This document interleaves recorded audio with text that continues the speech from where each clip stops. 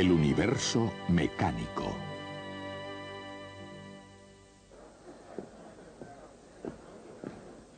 Bienvenidos a una aventura de la mente que comienza por mirar hacia adelante a la visión y al sonido de el universo mecánico. Hay algunas actividades del hombre que la mente asocia con un determinado lugar por considerarlo como el lugar ideal para tal actividad. Por ejemplo, yo no soy aficionado al juego, pero si fuera jugador no me metería en un oscuro cuarto trastero a jugar al póker. Mi ideal sería irme a Monte Carlo y allí en su magnífico casino jugar a la ruleta. De la misma forma, si pienso en el tenis, pienso en Wimbledon. Si en carreras de caballos, en Kentucky o Derby. Si en ópera, pienso en La Scala. Y si pienso en física, si quiero estudiar física, el lugar más indicado es Caltech. Y por eso estamos aquí, en el Instituto Tecnológico de California.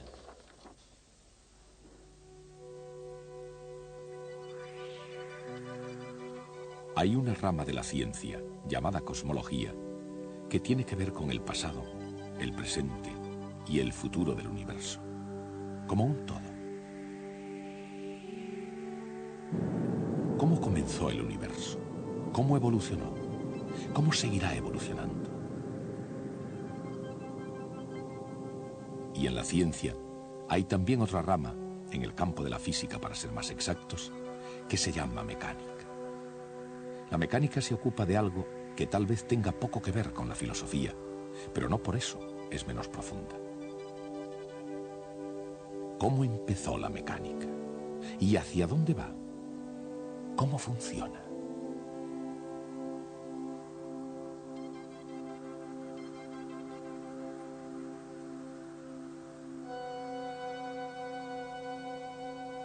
Desde la más pequeña partícula hasta el más grande racimo de galaxias, ¿qué es lo que mantiene a todo en movimiento? Acelerando, decelerando, cambiando de dirección o marchando recto hacia adelante. ¿Por qué el comportamiento de las cosas es como es? Tanto si se trata de un sólido como de un líquido, o de un gas, o de una invisible y enigmática fuerza. Exactamente, ¿cómo influyen entre sí y por qué? Todas estas preguntas, desde la más simple a la más complicada, no han surgido recientemente. Existían ya desde que hubo hombres para poder planteárselas.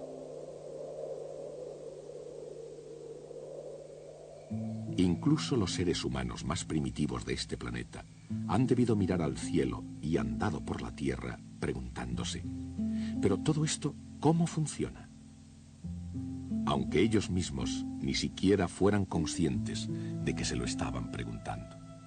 Esos hombres fueron los primeros en intentar descubrir y comprender el universo mecánico. Si existe alguna clave para poder entender el universo mecánico, se encuentra en el campo de las matemáticas. Y en las primeras civilizaciones, los mejores matemáticos que hubo fueron los griegos.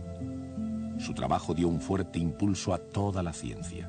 En el estudio del círculo, por ejemplo, trabajaron hasta quedar exhaustos. Y eso fue precisamente lo que dio lugar al número pi.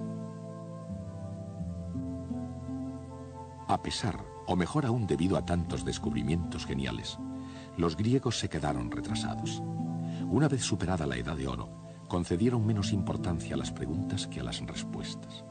Así que el mundo, preguntándose demasiado poco, conjugó la mecánica de Aristóteles con las ideas de Platón.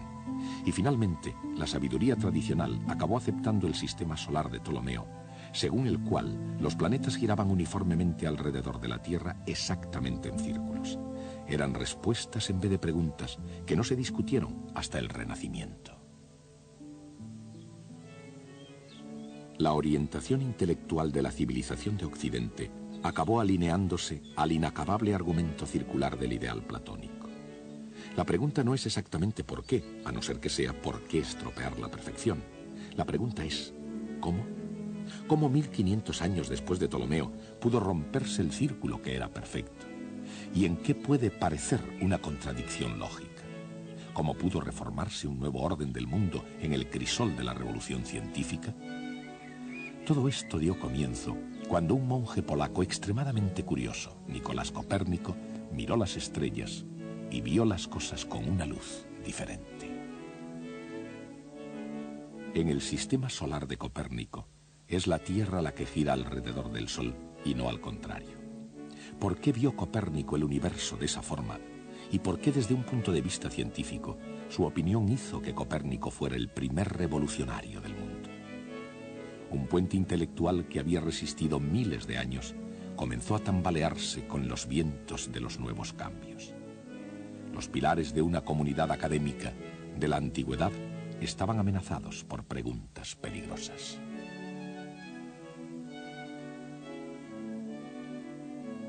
Y nadie mejor preparado para llenar aquel vacío intelectual que Galileo Galilei. Aunque el pensamiento aristotélico aún era regla para el mundo del Renacimiento italiano, Galileo Galilei fue la excepción a la regla. Pensaba como Copérnico y además tenía la fuerza de sus convicciones. En otras palabras, tenía la idea correcta, pero en un tiempo incorrecto. Sus comprobaciones y sus críticas se elevaron en defensa del status quo. Si la Tierra gira efectivamente, ¿por qué cuando cae una pelota desde una torre, la de Pisa, por ejemplo, cae rectilínea y no cae en la ciudad próxima? Las respuestas comenzaron a ser más arriesgadas que las preguntas. La Iglesia, que le consideró tanto una amenaza para Roma como una afrenta al sentido común, le aconsejó que dejara que las cosas siguieran como estaban. Pero Galileo, tanto en la teoría como en la práctica, explicaba sus hallazgos cuando ya todo estaba dicho y hecho, y demostraba así lo que parecía ser imposible. Bien, aquí tengo una pluma y un martillo. Los dejaré caer aquí mismo. Es de suponer que los dos golpeen en el suelo a la vez. ¿Qué les ha parecido? Por lo visto, el señor Galileo tenía razón. Los descubrimientos de Galileo han servido a lo largo de la historia como un admirable ejemplo de imaginación científica en el trabajo. Con la mente puesta en el intento de aclarar el universo en términos científicos, los experimentos de Galileo le condujeron a un descubrimiento llamado el principio de inercia.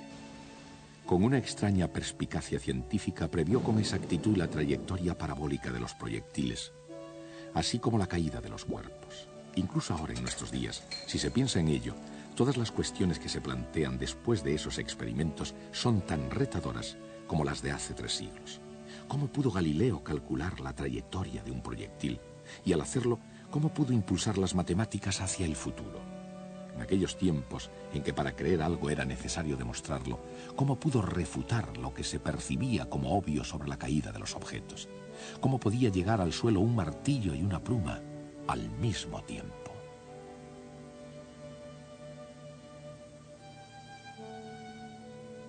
Cuando en 1633 Galileo cayó en desgracia, ¿por qué todo el asunto del universo se había convertido en una gran preocupación para todos?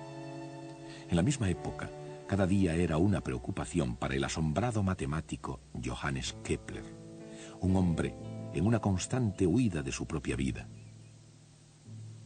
Una vida de soledad y pobreza, falto de amor y persiguiendo brujas y espíritus inferiores asociados a ellas.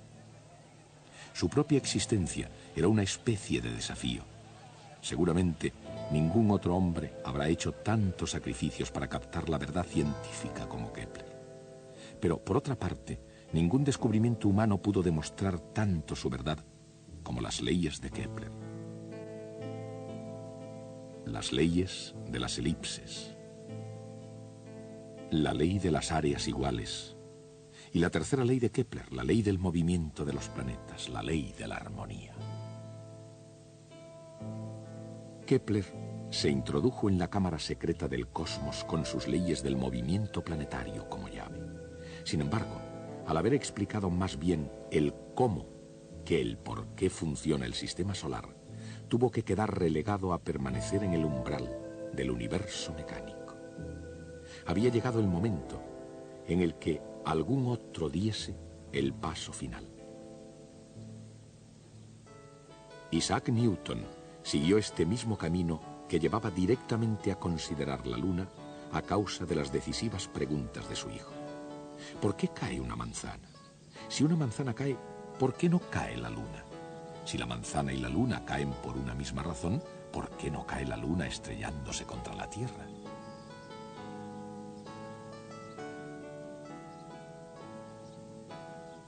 Ante estas preguntas, auténticas cuestiones para toda una vida, Newton se sentó con mucha calma y pieza por pieza fue destruyendo más que reparando toda la maquinaria del universo aristotélico de la antigüedad. Y entonces, con sus respuestas, igualmente asombrosas, creó algo para sustituirlo: el universo mecánico. Un universo mecánico, predictiblemente bien ordenado, que obedecía con precisión a las leyes matemáticas, y con las leyes del movimiento y la capacidad para poder asumir casi todos los retos de la física. Con su ley del movimiento, nada diferente al encuentro de David con el gigante Goliat, Isaac Newton aprovechó todas las posibilidades de la mecánica, armado de una aguda superioridad de fuerzas y un conocimiento muy preciso de las trayectorias. Y la ley de la gravitación universal.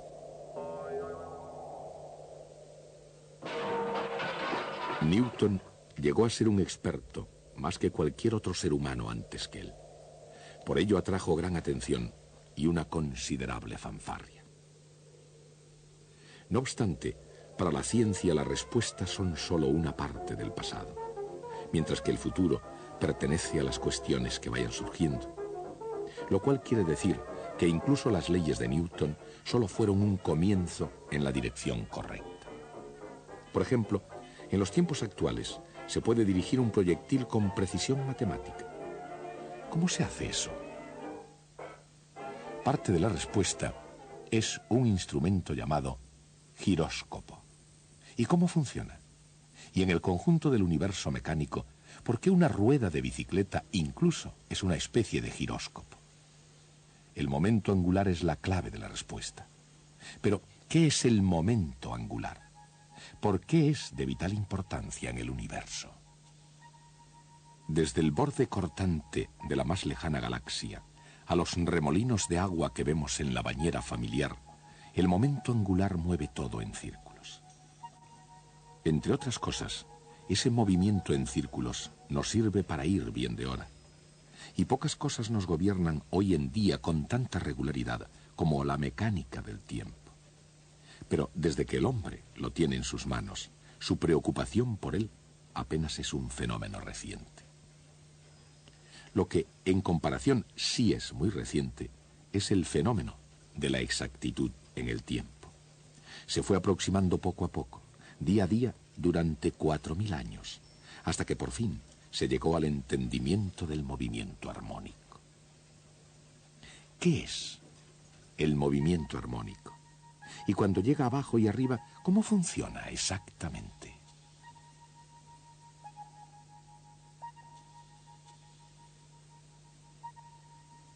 Y yendo al círculo completo del universo mecánico, ¿cómo se relaciona con el movimiento circular? La respuesta no es tan misteriosa como a simple vista pueda parecer, y no hay razón para acercarse a ella dando un rodeo. Sin embargo, a veces ayuda. Todo lo que hay que hacer es un pequeño cálculo diferencial. Mientras los cálculos de Newton se extendieron por todo el universo mecánico, el alcance de su generosidad fue mucho más estrecho. El barón Wilhelm Gottfried von Leibniz llenó el paisaje europeo de una gran confianza, y había buenas razones para ello. Como diplomático alemán y matemático, Leibniz tuvo tanto éxito que Voltaire le caracterizó como el compendio del optimismo. Mundialmente todo un compañero con las mujeres, Leibniz nada tenía en común con Newton, excepto el descubrimiento del cálculo. Y con Newton había que ser un poco amable, ya que a fin de cuentas había creado las leyes del movimiento, la ley de la gravitación universal, el telescopio de reflexión, e incluso dio una explicación teórica sobre la luz y el color. La lista de sus incomparables talentos era mucho más extensa aún. Y sin embargo, a pesar de tanta inteligencia, Newton permitió, si no es que llegó a provocarla, una amarga controversia con Lynch. Este episodio, uno solo de los dramas emocionales del universo mecánico, puso en peligro la buena reputación de un hombre y la salud de otro. Ilustrará una de las curiosas paradojas que se esconden en el corazón humano de la ciencia. Por ejemplo, así como el científico no siempre es racional, el entorno científico casi siempre lo es. Y de hecho, es en un laboratorio de física donde la naturaleza se revela en los términos más racionales. ¿Qué es lo que hace exactamente un científico moderno? Más allá de su definición en un libro de texto, ¿cuál es el método de la ciencia? Y en el mundo real, ¿cómo funciona exactamente el método científico? A veces se comienza con una cubeta de aceite, un robusto puchero de hierro, un toque de disciplina, un poco de creatividad y quizá un toque de genialidad. Y en algunas ocasiones, aunque muy raramente, el resultado es tan insignificante como el valor de la carga de un electrón.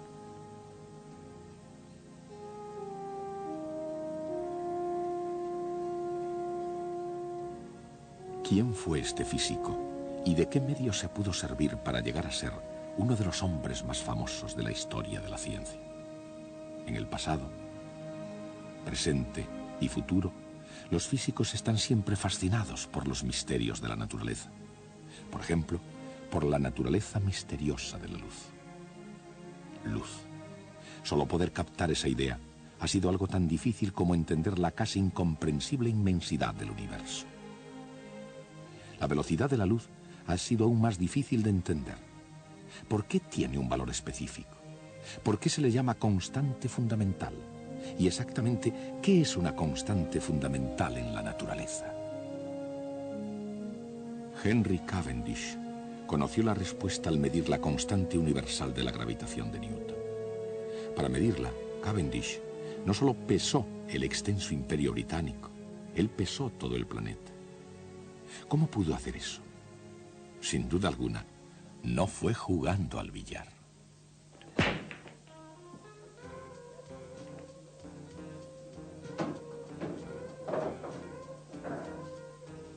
Estos hombres viven de unas leyes que, aunque no siempre estén dentro de la legalidad, están sin embargo de acuerdo con las leyes de la mecánica clásica. Por supuesto, no todos los hombres aquí aprecian ese hecho. La mayoría de ellos van solo a jugar un poco al billar o a aprovecharse de la experiencia por otros medios. Pero las posibilidades aumentarían si se aplicaran correctamente ciertas leyes físicas. Y todos se alegrarían de los resultados.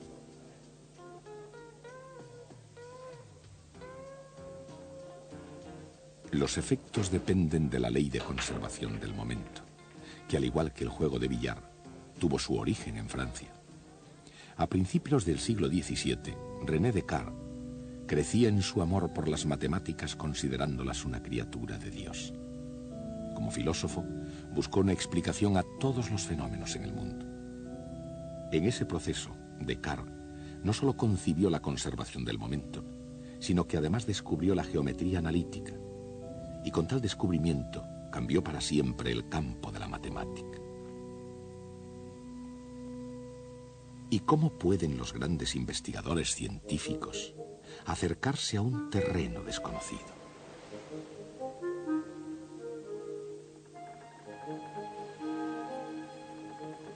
Y cuando algo ha sido ya descubierto, ¿cómo puede alguien entrometerse y reclamar el mérito? En el campo de la ciencia, desde la electricidad a la mecánica, muchas veces se ha dado el mérito no al primero que hizo un gran descubrimiento, sino al último. Probablemente algo así le ocurrió a James Prescott Joule, que no fue el primero en investigar en el campo de la conservación de la energía. Pudo muy bien haber sido el noveno científico que llegó a la ley de la conservación de la energía. Pero fue Joule, como Cristóbal Colón, quien obtuvo la fama. ¿Por qué? En el gran conjunto de cosas, ¿eso qué importa? El gran almacén del cosmos tiene hoy en día en sus estanterías tanta energía como el primer día en que las ventanillas del universo se abrieron para empezar a despachar sus asuntos. Por otra parte, si nunca se pierde la energía, ¿por qué se cansan los músculos? ¿Y por qué caen las masas? La energía mecánica, así como todo ejercicio en general, tiene mucho que ver con velocidad y posición.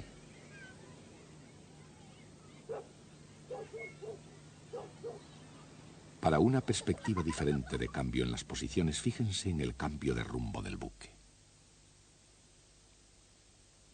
Un desafío, si es que ha habido alguno, para el universo mecánico.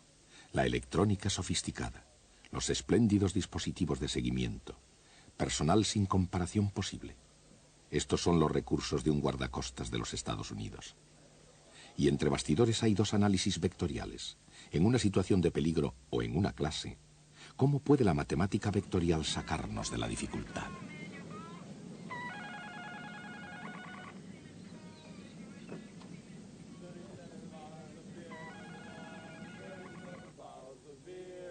En el serio mundo de la ciencia, la matemática vectorial puede hacer milagros. Así es que la pregunta no sería si puede sacarnos de una dificultad, sino si tiene que hacerlo. Por otra parte, ¿es esto música? ¿O se trata de una grabación en cinta Memorex? Un anuncio comercial ilustra tanto una reproducción excelente como un fenómeno físico de resonancia. ¿Pero qué es la resonancia? ¿Y cómo son sus muchas formas oídas por todo el universo mecánico? ¿Cómo puede una simple voz humana, aunque sea tan potente como la de Ella Fitzgerald, producir tan demoledores efectos? Y en la inmensa atmósfera del universo mecánico, ¿cuáles son otras formas de sonido y de violencia?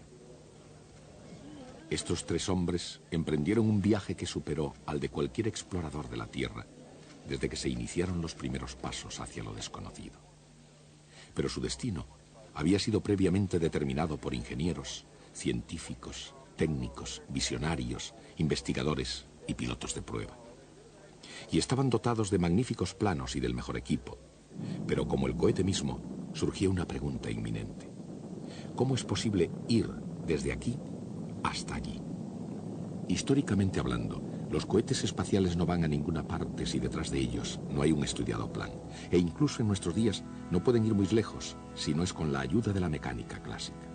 ¿Quiénes son estos pilotos espaciales? ¿Qué buscan más allá del mundo cotidiano? ¿Y qué es lo que descubren a veces de modo sorprendente? Desde Johannes Kepler en adelante, los mecánicos celestes pudieron calcular los movimientos del sistema solar. Pero el milagro de la era espacial ha conseguido que el cielo sea pasable a la vez que posible. Y eso sería, seguramente, lo que el padre de la mecánica clásica soñó. Eso es lo que ahora hacen los pilotos espaciales. En una ciencia todos los científicos son pilotos y exploradores. El destino del hombre siempre ha sido la búsqueda. Y su estrategia siempre tuvo algo que ver con aprender y enseñar, con imaginación y lógica, con ensayos y errores, con arriesgarse e ir hasta el límite. No solo la estrategia que se quiera emplear, sino el propio universo pueden llegar a convertirse en una especie de juego cósmico.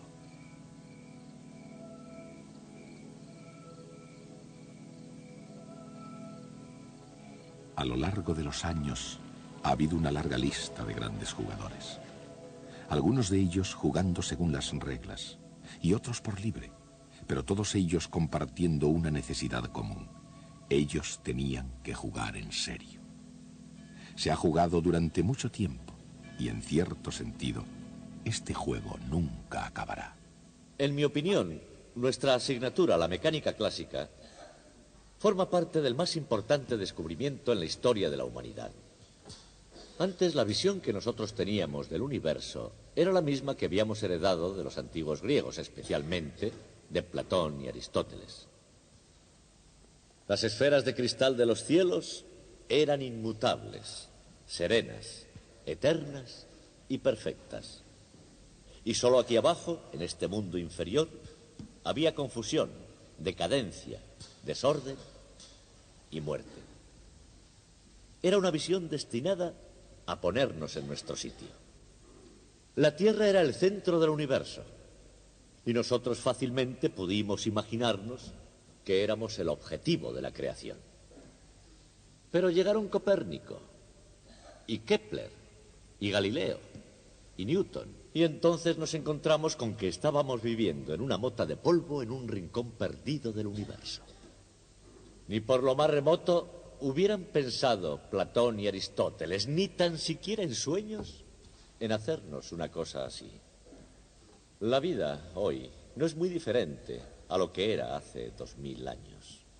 En lo esencial, la condición humana no ha cambiado considerablemente, pero sí cambió algo de modo definitivo.